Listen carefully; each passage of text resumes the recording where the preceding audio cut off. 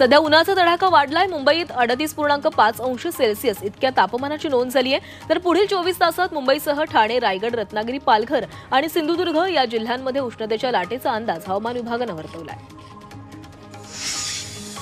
नागरी विमान वाहतूक महासंचालनालयाच्या संचालकांनी नवी मुंबई आंतरराष्ट्रीय विमानतळाच्या कामाची पाहणी केली आहे आणि यावेळी विमानतळाच्या धावपट्टी, टॅक्सीवे, बॅगेज हँडलिंग सिस्टीम अशा महत्त्वाच्या क्षेत्रांची पाहणी करण्यात आली।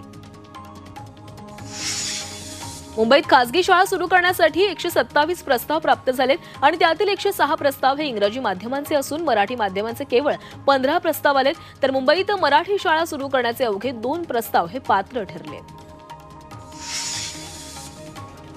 अंगणवाड्यांसाठी आता एसआरएच्या 200 खोल्या उपलब्ध करून दिल्या जाणार आहेत आणि त्यातून मुंबईतील अंगणवाड्यांच्या जागेचा प्रश्न मिटण्याचा अंदाज आहे। एकात्मिक बालविकास प्रकल्पाच्या नियमानुसार 2000 ते 4000 रुपये भाडं या अंगणवाडीसाठी ठरवण्यात आलंय। गुजरातमध्ये मुंबई अहमदाबाद बुलेट ट्रेन प्रकल्पाची कामं वेगात सुरू आहेत। पुलाची बांधकामं झपाट्याने होत आहेत। गुजरातमधील 5व्या प्री स्ट्रेट्स कॉन्क्रीट पुलाचं नुकतंच बांधकाम पूर्ण झालंय। आधुनिक पद्धतीने या पुलाची उभारणी करण्यात आली आहे। सुरत चेन्नई ग्रीनफील्ड महामार्गावरील सोलापूर अक्कलकोट चौपदरीकरणासाठी भूसंपादन पार पडलं आणि यातील 58 गावात शेतकऱ्यांची 15 कोटी 92 लाख रुपयांची नुकसान भरपाई NHAI कडून प्रलंबित आहे। 15 कोटी 92 लाख रुपयांची नुकसान भरपाई भूधारकांच्या खात्यामध्ये जमा करण्यासाठी पाठवले।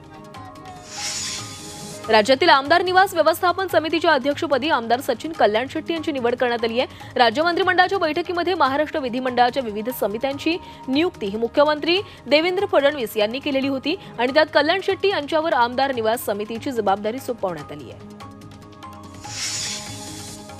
मुंबईच्या ट्रॉम्बेमधून 21 वर्षीय तरुणीला शेअर बाजारातील सायबर फसवणुकी प्रकरणी अटक झाली आहे। या तरुणीला बेकायदेशीर व्यवहाराबाबत कोट्यवधी रुपयांच्या घोटाळ्याप्रकरणी गुन्हा दाखल करण्यात आलेला आहे। सोलापूरमधील हत्तरसंग कुडलमध्ये भीमासिना नदीच्या कृतज्ञतेसाठी संगम आरती करण्यात आली। नद्यांच्या कृतज्ञता व्यक्त करण्यासाठी दरवर्षी या धार्मिक कार्यक्रमाचं आयोजन केलं जातं। यावेळी मोठ्या संख्येने भाविकांची उपस्थिती होती। नवी मुंबई पोलिसांनी वर्षभरात जप्त केलेले 10 कोटींचे अंमली पदार्थ नष्ट केलेत। तळोजामधील वेस्ट मॅनेजमेंट प्लांटमध्ये ही प्रक्रिया राबवण्यात आली आहे। मागील वर्षभरात 40 गुन्ह्यांमध्ये हे अंमली पदार्थ जप्त करण्यात आले होते। नवी मुंबईच्या घणसोली स्टेशन परिसरात तरुणावर चाकूने प्राणघातक हल्ला झालाय। जखमी तरुणाला रुग्णालयात दाखल करण्यात आले आणि या प्रकरणी पोलीस अधिक तपास करतायत। मुंबईच्या साकीनाका परिसरात अनधिकृत बांधकामं हटवण्याची मोहीम राबवली जाते। ही कारवाई बीएमसीच्या एलवॉर्ड अधिकार क्षेत्रात करण्यात आली। तसंच ही मोहीम अशीच सुरू राहील असं महानगरपालिकेच्या अधिकाऱ्यांनी सांगितलंय।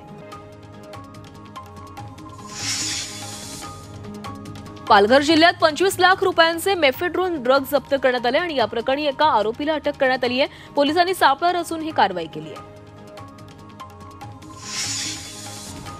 गुजरातमधील वृद्ध व्यावसायिकाचं अज्ञातांकडून अपहरण करण्यात आलं। त्यांच्या सुटकेसाठी 25 लाख रुपयांची खंडणी मागितल्याचा प्रकार घडलाय। या प्रकरणी व्यावसायिकाच्या मुलाच्या तक्रारीवरून वाकोला पोलिसांनी गुन्हा दाखल करून अवघ्या 24 तासात 3 अपहरणकर्त्यांना कांदिवलीच्या लालजीपाडा परिसरातून अटक केली आहे। साताऱ्याच्या कांदाटी खोऱ्यातील डोंगर भागात बेकायदेशीर उत्खनन सुरू आहे आणि त्यामुळे पर्यावरणाचं मोठं नुकसान होत आहे। या भागात होणाऱ्या नवीन महाबळेश्वर प्रकल्पासाठी हे अनधिकृत उत्खनन केलं जात आहे। सोलापूर जिल्ह्यातील नदीकाठच्या शेतात अवैध वाळूचा साठा आढळल्यास त्यावर कारवाई करण्याचे आदेश जिल्हाधिकाऱ्यांनी दिलेत। अनेक ठिकाणी अनधिकृत वाळू उपसा तसंच वाळू वाहतूक होतीये। त्यामुळे ज्या जागांवर वाळू साठा आहे त्या जागा मालकांवर आता कारवाई केली जाणार आहे। नातेपुते नगरपंचायतीने केलेल्या प्रारूप विकास आराखड्याला नागरिकांनी विरोध केलाय। शिवसेना तालुका प्रमुख राजकुमार हिवरकर यांच्या नेतृत्वाखाली आंदोलन पार पडलं। सदर आराखडा रद्द करण्यासाठी उपमुख्यमंत्री मुख्यमंत्री यांना भेटण्याचा निर्णय नागरिकांनी घेतलाय। जळगावातील सोनेनगरमध्ये सोन्याचा महादेव मंदिरामध्ये महाशिवरात्री निमित्त पालखी मिरवणूक संपन्न झाली आहे। महादेवाच्या दर्शनासाठी भाविकांनी मोठ्या प्रमाणात गर्दी केली होती।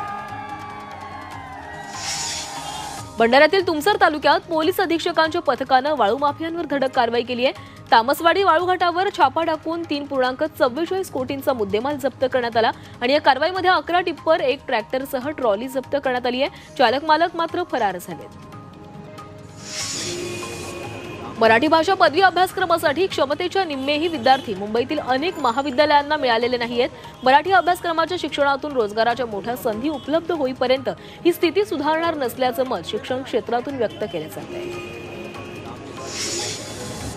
अकोल्यात श्री राजराजेश्वर मंदिरात शिवगौरी विवाह महोत्सव संपन्न झाला। जिल्ह्यात प्रथमच होणाऱ्या अशा आगळ्यावेगळ्या विवाह सोहळ्यात भाविकांची मोठ्या संख्येने उपस्थिती होती।